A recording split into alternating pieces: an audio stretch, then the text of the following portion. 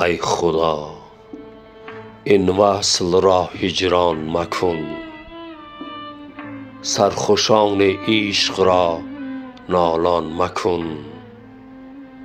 باغ جان را تازه و سرسبز دار، قصد این مستان و این بستان مکن. چون خزان بر شاخ و برگ دل مزن، خلق را مسکین و سرگردان مکن. بر درخت کاشیان مرغ توست، شاخ مشکن مرغ را پران مکن.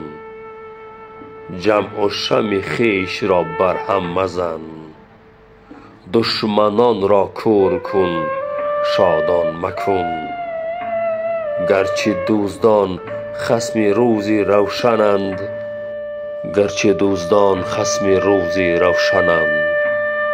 آنچه می خواهد دل ایشان مکن.